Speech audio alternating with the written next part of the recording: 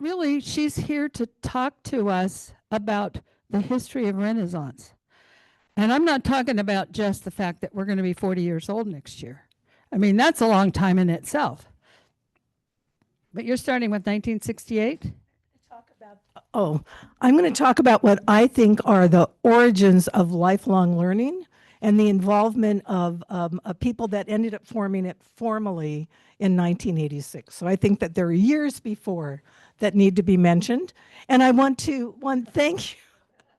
I want to thank Deanna, Michelle, the Forum Committee for, even though I put my phone on Do Not Disturb, I did get the emergency, "Are you on campus?" I want to thank Lawrence Fox for driving today, because otherwise I wouldn't be on campus, and all of you for not leaving, because it would have been very easy. I am going to talk a little bit about people that are mayors and former mayors and students here. I'm going to be talking about Capital Public Radio and the origins of it, because I served on the KERS radio station years ago. But I want to, and this is going to be more interactive. First, I want a raise of hands of everyone who is a Sac State alumnus. A lot of you. Wonderful. I never could do stingers though. And then a plug for Cook's Tour and the Adventures. How many of you are members currently or signed up for Cook's Tour or the Adventures? Good, thank you. I hope everyone will by the end of this. So I have to admit that this talk kind of came up fast and furious. I did what every good student would do. I went to the bookstore and I got a blue book. And where's Sigrid Bathen? Thank you for journalism training, because what you find is sometimes there's a deadline that's looming and you just have to put your butt in the seat and get the work done. So this was very last hour, but I do want to say that I have been looking at some of these subjects earlier. To begin, I want to take you back to the year 1968. Anybody on campus in 1968, 67, 69, 70? Wonderful. So if you were and you need to correct me, they have a microphone. You can do that. 1968 was a really seminal year, as we all remember. It was a year of political and cultural upheaval, and really historic. So around the world, it was a time of protest and progress. I thought he talked in 1968, but I was wrong. I first spent time in the campus when Martin Luther King came to what was then the Hornet Stadium, still Hornet Stadium, in 1967. And over 6,000 people came. They had originally planned it for the men's gym, and the men's gym is where a lot of this cultural stuff was going on. It was also the year of assassinations. Martin Luther King, Robert F. Kennedy. I don't know if anybody was able to see him, but about 2 weeks before he died, he was at Florin, and he was at Sac City just before he died. There was student occupation on campuses, and not just here on campus, but all around the world. There was the Prague uprisings, the Paris revolts by students, and new movements for civil rights were occurring. 1968 Civil Rights Act. I don't know where it's gone, but, and there was a really growing awareness for things about the environment. So here in California, and especially on college campuses like Sac State, students and faculty were starting to question all the old systems of learning. They were demanding new ways of thinking, learning, and connecting. So it was in this moment of transformation that the seeds of what is now known as the Renaissance Society were planted. And a group of really forward-thinking faculty, administrators, like Peg McCone, is that a name that anyone remembers? Peg McCone.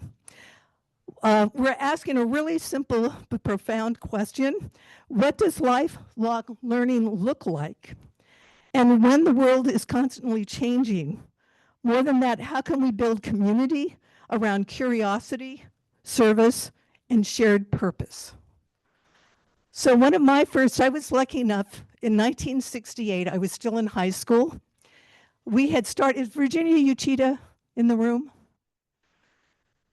I don't know if anybody remembers Alice's Restaurant. Right? Alice's Restaurant is now Eureka Hall. It was an old Quonset hut. And the administration had given it over. Virginia Who's a Renaissance Members was one of the instigators of it. And on weekends, you could come and hear mostly a lot of people who were in the service right then would come with their voices, their guitars, songs of protest. But it was also a way of connecting with older people. There were a lot of older students. Up to 1968, the typical student was 18 to 22. The Vietnam War really changed that, and that meant that the classrooms were as well. One of the things that I liked is I met a faculty member at Alice's, and my boyfriend at the time did all the Tiffany lamps. Does anybody remember the hanging Tiffany lamps? So I spent a lot of time there, and he said that it would be impossible. There was no program for people in high school to take a class. But if I wanted to come take a class at Sac State, I could do that in 68. And then when I enrolled in 69, I would re-enroll. I audited, and he would give me a grade for that. So I was able to come in 68 and really experience, again, I want this to be interactive. In 1968, January of that year, Janis Joplin performed in January, the men's gym.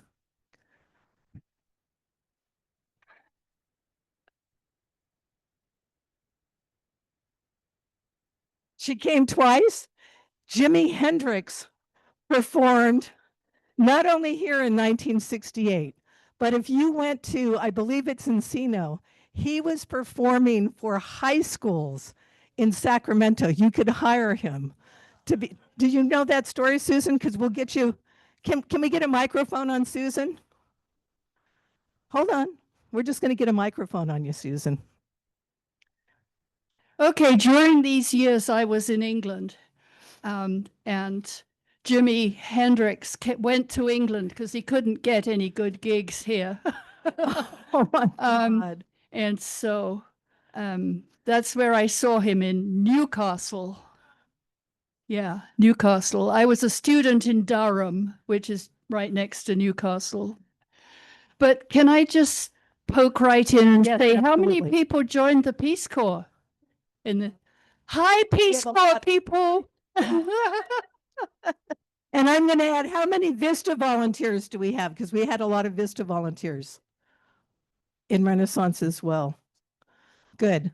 Well, also in 1968, Van Morrison, or Jim, I always forget, but I believe it was Van Morrison, was here. You could go to the Memorial Auditorium and see the Grateful Dead. I know we have a lot of Deadheads. Every major person came through. And we had a place called the Sound Factory that I am hoping someone will do a talk on the Sound Factory. Sometime. It was a music venue that was incredible that all the touring acts would come to see. We also had Jane Fonda, Jane Goodall that year. We also, Allen Ginsberg did Howl here. George Raya, who was a student, started, and I'm going to get the title wrong, but it was basically the Gay Student Alliance. So it was the first time that we really had any consideration of LGBTQ rights.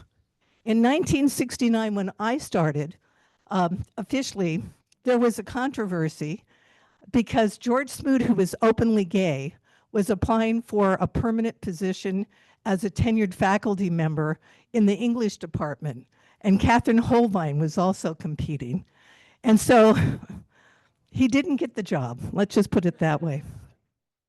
There had been former students like Raymond Carver had attended, the short story writer. But one of the things that, also that year, obviously, John Voight was a Democrat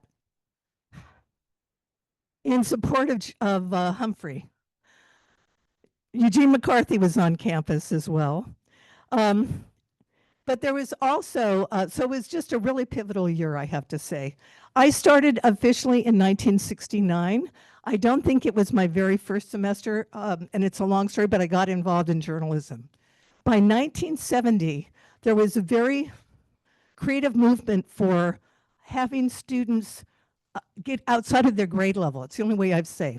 So they had honors classes, and I was elected to be in it. I walked into my first government class, and the teachers are Phil Eisenberg, Lloyd Connolly, and Phil Eisenberg. And they were all students at that point. Phil Eisenberg, I was already working on the newspaper, really encouraged me to stay in journalism. He had been a news editor himself, and his wife, Maryellen, was the editor, and she loved bossing him around. Serving on the Hornet was so incredible at that time, I have to tell you. We included Tom Goff. Tom Goff ended up a Pulitzer Prize winning writer for the New York Magazine. He was the editor of New York. Bob Montgomery, Channel 10.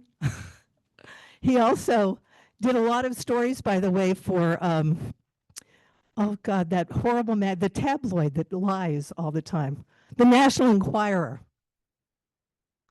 And I pitched my first story when he went there, and it was, I'm having my husband's grandchild. And they accepted it, I have to say. Anyway, it was an exciting year. The other thing that was happening at that time, if you guys remember, there was a faculty dining room, which is now Riverfront Center, and only faculty could go there. But there was a woman in sociology by the name of Molly Irwin who didn't believe that that should be the way that things worked. So she would invite students in to have conversations. And yes, she needs to be applauded. And I remember walking in, Grantland Johnson. Anybody remember Grantland Johnson? Grantland Johnson was one of the people that would sit there, and you could just hear the conversations. Mel Osagai, who was with Senator Roberti, fabulous writer. He was Mel Whitaker. When he was here, I met Sigrid's husband while I was here, Hudson Johnson. Hudson, yeah, got it right. But what was wonderful working on a newspaper, also we could all string. So I strung for Maybelle Pendergast at the Sacramento Union, and later for Gloria Glyer, who had been also a student here, Gwen Schoen from the Sacramento Bee. Sigrid had been at the Sacramento Bee. So what was wonderful about it is, and it comes back to that lifelong learning, we weren't just talking to each other, we were talking to polished professionals and community people about the things that we really cared about. And the activism wasn't just protesting, it was putting into play those things that we really believed in. Correct me if I'm wrong, Kent State 1970? Am I right? Campus closes down. We were still going to school till June. And that's when students started what was called, along with Peg McCone was really instrumental, Molly Irwin, Pete Shattuck, who was history, said, we don't want to stop going to school because you closed us down. So they started something called alternative education. Excuse me, I am a little bit more nervous than I thought. And alternative education, you couldn't hold it on campus. So people would go into people's houses, they would go into the community, into churches, and they would teach classes. But almost every one of the students had a faculty mentor or someone who guided them through so they could have the best in practices.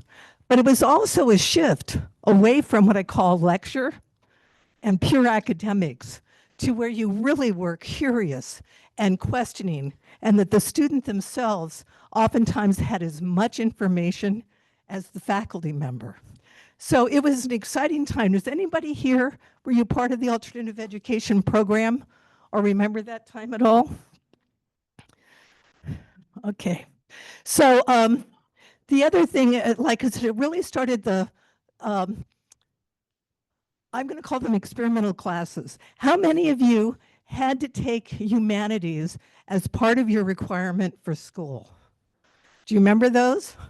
So whether you were a science person or a math person, and that's when faculty started saying, wow, I know I'm an engineer, but I want to teach a class. My late husband taught one on technology is the social environment. We had faculty members in engineering teaching Chinese no theater under humanities. And there was this big move to make sure that they could also reach as well. And they started allowing students to teach. So in 1972, I was at that time managing editor. I could have been editor of the Hornet. I was the one that taught the introduction to journalism class for the newspaper, 1 unit. Now I couldn't just do that without, I couldn't grade. So I had a faculty member who was Bill Dorman, who actually did the grading. And he gave everyone A's. So I got fantastic evaluations, I have to tell you. So that's why I said what was so wonderful about those years was the ability to be able to teach. I graduated. I didn't graduate. That's a story that'll take all day. I found out I didn't graduate when I applied to Berkeley's program in journalism, and they said, God, we'd love to have you. You were editor of the Hornet. You were outstanding senior, but you never graduated Sac State. So that's, like I said, a story in itself. But there were faculty members. I was teaching at the without a bachelor's because I couldn't lie at American River College because they wanted a younger person's perspective on things. I was working in the area of what was called life work planning at that point. Ray Banducci, psychology, said, master's level course, come on over and teach. So at 23 or 24, I was actually teaching on campus. I wanted to bring that up because it was that kind of peer training also that faculty members had, and the faculty that were willing to give up the way that they normally taught and realize there was a different way of reaching people. And so I give a big credit.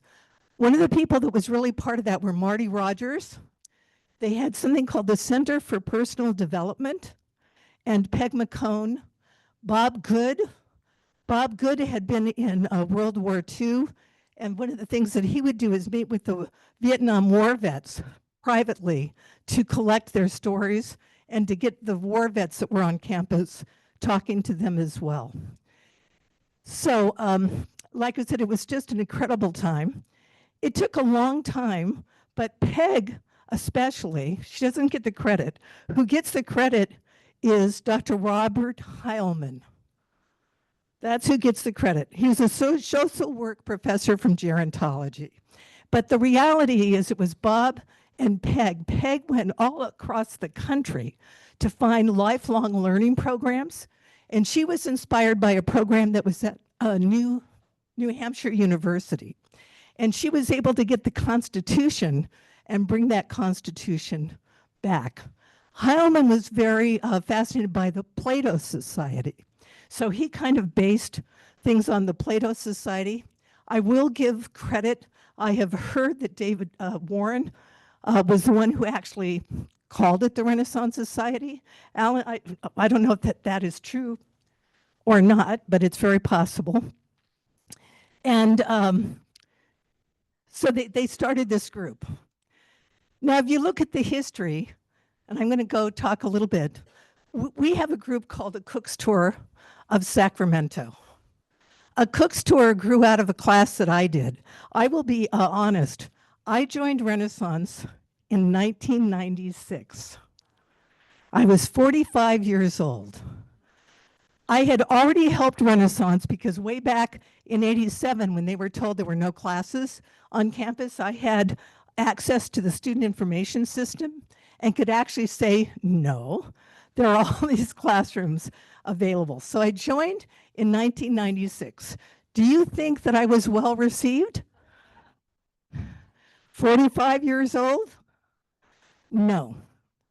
I have to tell you, there were not people of color in general. There were not, men taught much more than women. They were the ones that offered. The board was almost all men at that point.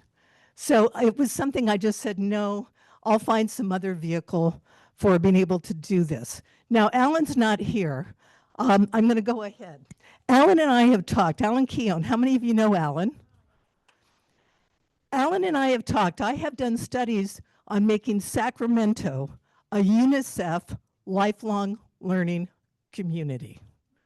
And that's the concept that you have to have education and lifelong learning, pre-K, all the way through, and that we don't give it up just because we graduate college or even get our master's or our PhDs. And having that, there are other lifelong learning. Who can name a couple of other? Thank you. OLLI program is another lifelong learning program. ACC, of which we are a partner with, is also doing lifelong learning. Well, it's now a caring community. It used to be the Asian Community Center, and they're doing a great job. Plug, October 9th, they are receiving an award from the Burnett Awards from the Sacramento History Museum for being a legacy nonprofit. The Seroptimists have won in the past. And then a plug for my nephew, Bo Cornell, Zelda's. Thank you, Bo. Save Zelda's Pizza. So, and we will have things. Yeah, I was going to say. That's what I was going to get to next, yeah. So absolutely, in fact, the one who started the Learning Exchange, and it's not around anymore, came out of Sac State as well. So there was this whole movement towards lifelong learning, teaching classes outside the university level, and also multicultural and multi-generational people in the classroom. I don't mean to criticize the Renaissance Society, but we're on a campus with students that should be invited, if there is room, into our Friday classes to participate. We're in the gerontology program. There's so much we can learn from them as well. So that brings us up to, oh, I was going to say again the history. It officially launched in 1986. Here's the shock. By 1987, I thought it was all academic. And then I went over, well, I texted a friend at the library and said, can you quickly go over and find some Hornets from the year it started? By 1987, there were excursion classes just like the adventurers. There were music for fun classes, just like our music classes. There were dining out classes. There were cooking classes. There was a gourmet club that would meet and actually cook. So the variety of stuff that Renaissance has offered is much richer, I think, than I realized, from the very, very beginning. And so, but the evolution of it, I think, has changed. We have excluded faculty in general from teaching.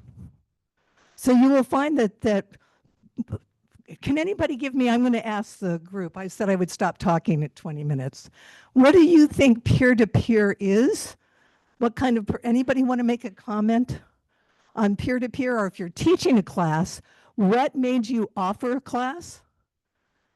And what kind of interactions do you hope to get from people?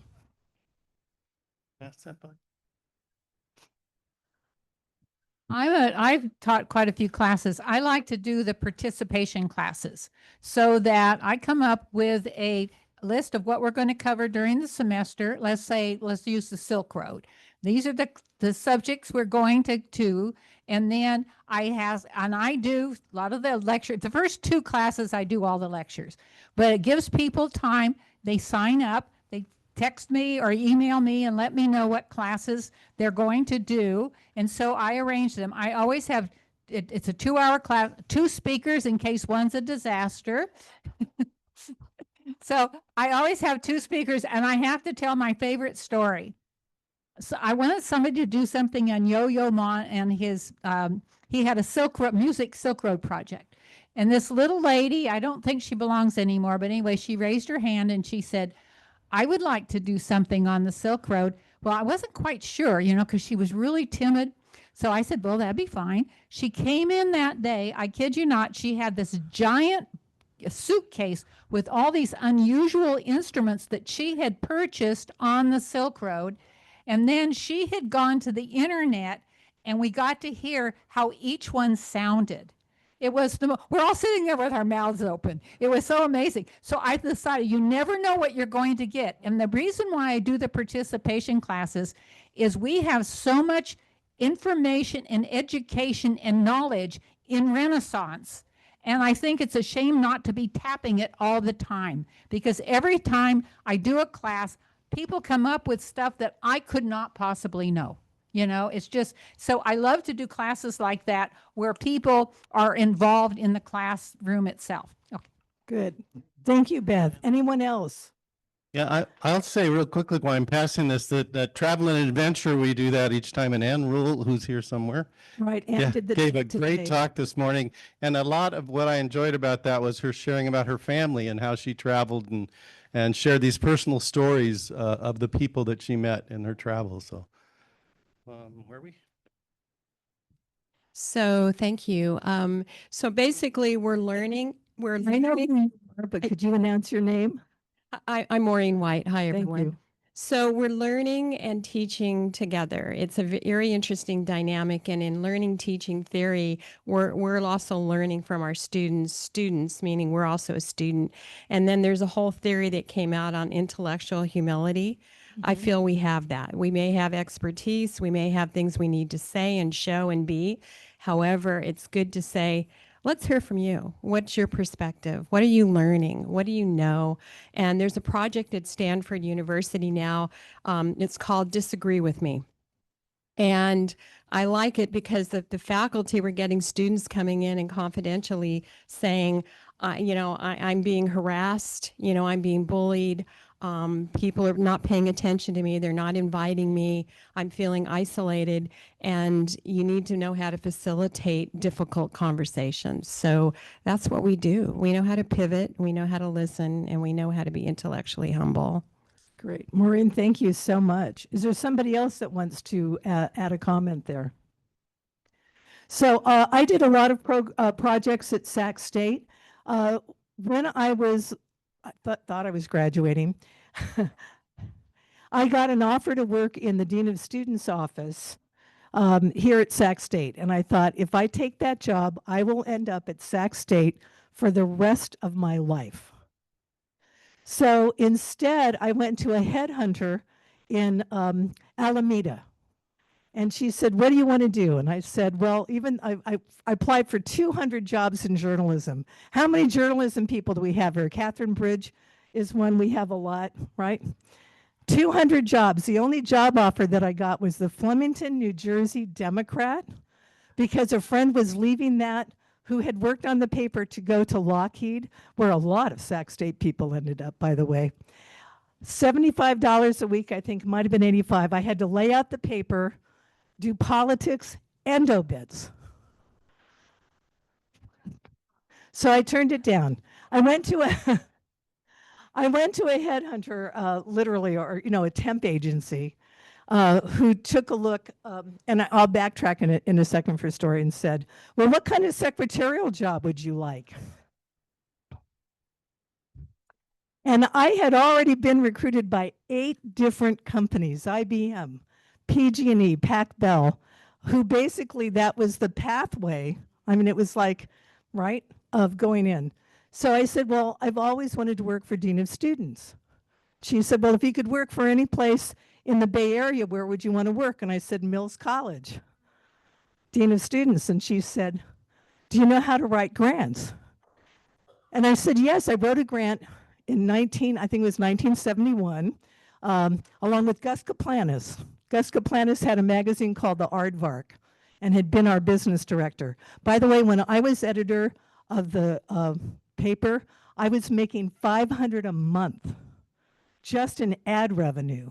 And we were a daily, we were 4 days a week, we went back to 3, and sometimes we ran 48 pages. That's how important it was.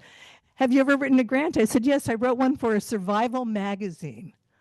And Survival Magazine told you where to get cheap marijuana. And that was the cover. And how to get birth control pills. And I was the first student at Sac State, first woman who actually got birth control pills. And I shouldn't share this story, but I'm literally with Susan Snively, I believe was her name. I don't know if anybody remembers that name. And I'm in the stirrups and she's doing the exam. And then she says, just a second, aren't you with the paper? And I said, yes. And she sat there grilling me with making sure I did a story about health services. The Survival Magazine made it to the New York Times. I mean, it was really popular. And it ended up replacing the old Herky handbook. I don't know if anybody remembers the Herky. So I said, yes, I've done fundraising before. She calls the dean of students at Mills College and says, I have a student for you. And I got hired on the spot. And it cost me $1,200. And my salary was $600 a month. So it was there that I ended up, because I was a good grant writer. It was, how many grant writers do we have? I know we have a lot in here. It was at a time when they were giving money away. The Lilly Foundation had to give $7 million away like in a week. And I called up and I pitched them an idea for a women's resource center at Mills College and got like $1.7 million off of a pitch and a one-page letter. You remember those days? And then from there, and this does lead into lifelong learning. It does lead that way. There was a writer by the name of Richard Nelson Bowles. He had written a book called What Color is Your Parachute? And he came because he needed a secretary. And I set up an appointment with 3 of the young women, and then I put myself in as the 4th person. And I said, you don't need a secretary. You type 90 words a minute. You need somebody who can take your book, which had been self-published, and work with the publisher, someone who can edit, who can do research for you, because in that first book, I did almost 40% of the all of the resources in it, and can set up your workshops all across the country. So he ended up hiring me. Now, here was the reason I'm telling the story. He wrote another book. The Parachute was wonderful. Ken is here. I know that Ken would know this. He wrote a book called The 3 Boxes of Life and How to Get Out of Them. And what's the life work planning book, Ken? I'm blanking on the name of it. He wrote, anyway, he did 3 books, all of which, well, he's still alive, but I'll say that he kind of borrowed from somebody who was here at Sac State that never got credit. I never got credit either. I'm just mentioning that to 10 speed. Anyway, what I loved about the book was that I had grown up this way, and that is you cannot separate your early years play from education, from work, and from leisure. You have to do all of it, all of the time. And I got so much education. I was between 21 and 25. I've got 10 years of education by working in that process and setting up workshops all across the country. And it just altered my mind. But also, that's how I grew up. And I don't know how you were raised, but when I came home, my father had an 8th grade education, had to quit work. My mother had an 8th grade education, but we had the Oxford, the OED. I had to come home from school from the age of 5 on and find a word that he didn't know or couldn't spell. And in all those years, I did that till I was 17, there was never a word, no matter how complicated, that I couldn't find it. When I came home, he would make me do math in my head. And we couldn't afford books. We were really poor. But a friend of ours had given us the great books. How many of you have taken great books or have the great books? So those were the books that we had. And if I had a question, he would either say, go to the dictionary or go take a look at one of the great books. The answers are all going to be there. So I felt like I had a classic education literally by the time I started college. So I was prepared for exactly this new way, I'm going to call it new way of thinking. The other thing is that, and I want to open it up to the audience now.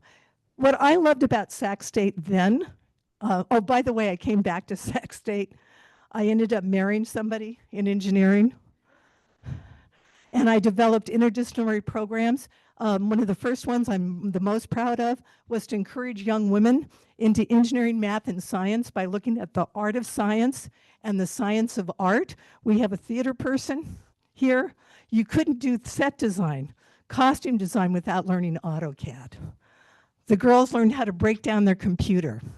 Larry likes to mention, I'm going to say a couple of inventions here. Trivia contest, true or false? Did Sac State create the first personal computer? True. The heart valve, literally. We built the first electric car in California, literally, before Davis ended up doing it. We had a program for women in which a young woman, 15 and a half, came in and students were working on at an electric car, and she said, the nose is all wrong. It's not going to work. It's not aerodynamic. So they got a refrigerator box and said, put it together for us. And she did. And then they said, prove it. She said, I don't have the math skills. I can't get into a calculus class. This is part of what I love about students. The students said, we'll mentor you. So they literally mentored her through high school. She ended up doing the calculations. That car took first place in a solar competition in Australia in 1973, and she ended up full ride to Georgetown University in engineering. But the other thing that we had was a philosophy. We learn by doing, by observing, by doing, and by teaching. And that to me is the motto that Renaissance needs to really use. That's why, Beth, your presentation classes, Mr. Chapman, the other ones that use a presentation. I think every person who participates in Renaissance ought to be teaching or sharing their knowledge. And I'm going to open it up, but I'll talk about the adventures. When we decided to start a Cook's Tour came out of a program that I did, and I rejoined Renaissance to teach. I actually joined it, not to take classes.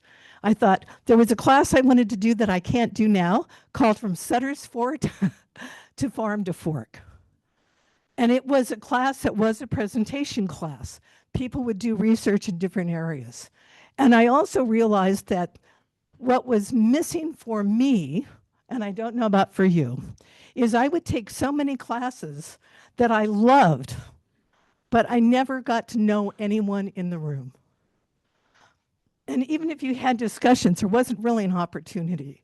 I would love to see more opportunities for everyone to go into a classroom and actually get to know the person who's there, even if that's first day. So we started a Cook's Tour. Dan Cross, up there is my partner in crime. Beth Mann was also part of it in the very beginning. And I don't remember the first semester, but the second semester, we took her Silk Road concept and we ate in all of the restaurants that would be part of the Silk Road. And then Dan said, breweries would be nice. So unlike dining out, we got to be known as the Drinkers Club. So we did breweries. We ended up doing wineries. We got to meet incredible people through that. I don't know who remembers Irene Stone. Irene, yes. Oh, good. So Irene just passed at what? Just.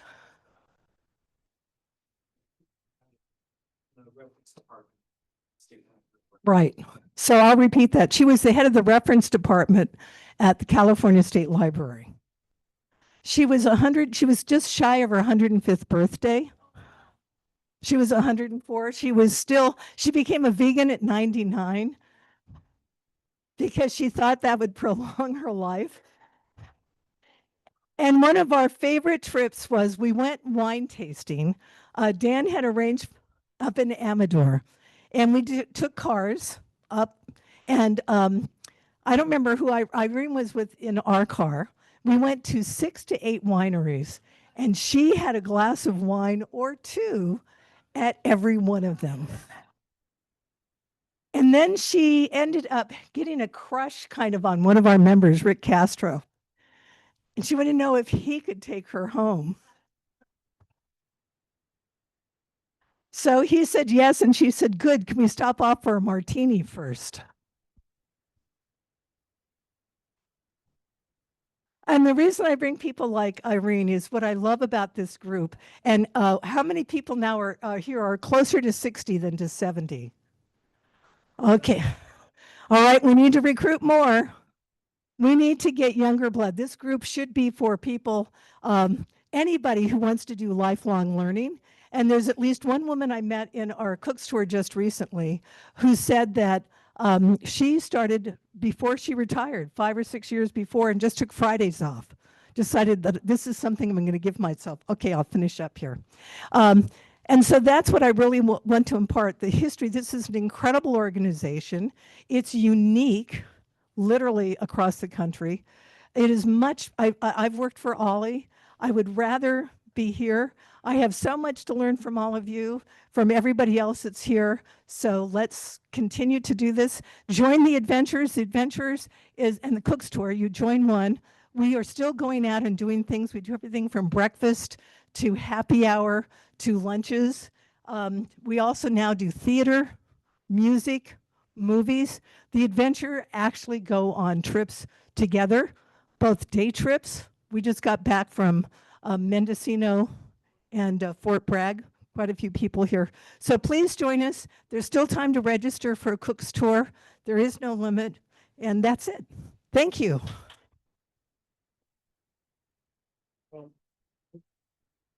We still have about 10 minutes if there's anybody that wants to share something or any questions you have. Someone? Hold on, wait. Gotta wait. If they were so successful, why doesn't somebody start up the beer and the wine thing as a class again and make tours available and even learning? I mean, learning about wineries and brewing and that sort of. There is? Thursday afternoons. Oh, okay. And winery, beer, both? And now in town, there are, that do hard liquor, gin. Distillery. The distilleries are new around there. That would be an interesting tour to go to a couple of those too. Okay. Let me come around this way first. Oh, I thought you had a question. Yeah, really. I'm gonna have to throw it. You have a question? Good. I'm Pam O'Brien. I don't have a question. I have at a glance. So if you have a friend or a neighbor who you think might want to join Renaissance Society, I'll give you one of these today and you can take it home to them. So Somebody down there? Well, I was going to say, as part of the adventurers or the cooks tour, I am lining up for, there is only one distillery now in Sacramento. It is Midtown Spirits. And I am going to have that happen, a tour and a demonstration in probably January, which is their slowest time of the year.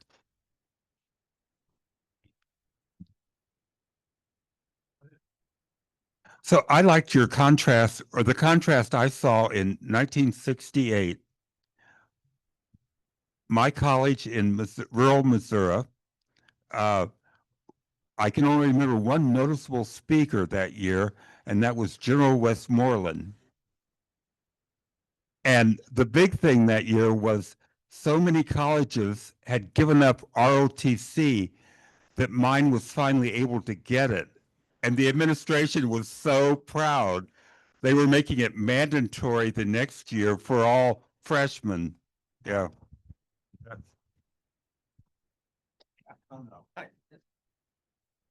I just wanted to mention that I learned this. I used to be a wine connoisseur and I went to wineries all over California because they're everywhere. If you're a winemaker and you get a batch that just isn't what you want to sell under your name, distill it. You can turn it into brandy. Yeah. A grappa. Huh. I'm Michelle. I'm thinking back to 1968, and I'm thinking about what I discovered when I came here in 1983 with my little baby boys was what was happening on campus with early childhood development. And it was just sweeping, but this is a teaching education college at the time, so it was really critical. And when I got here in 83, I'm a teacher, I could not believe the excellence, but it was so controversial. Renaissance Society helped us get the program, make sure it stayed. We were in a trailer where it rained inside and the little babies cried all the time because, you know, it was miserable.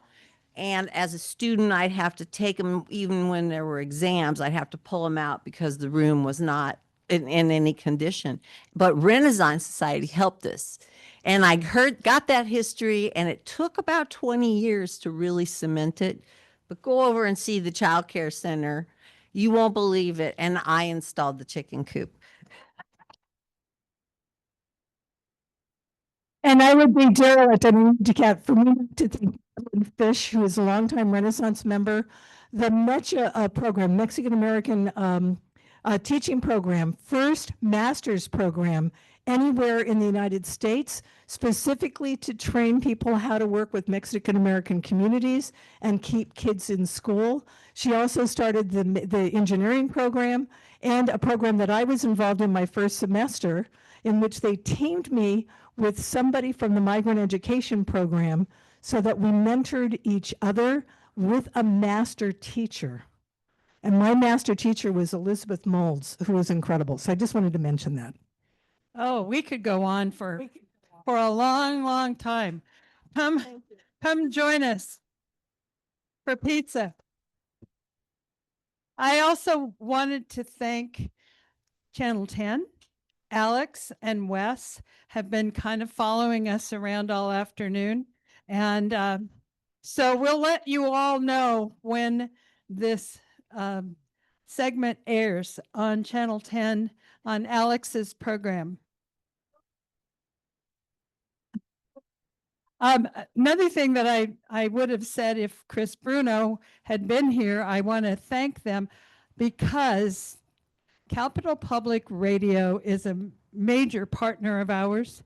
And how many of you have heard the Renaissance ads on Capital Public Radio? Yay! Oh, Chris would be so happy to see all these hands.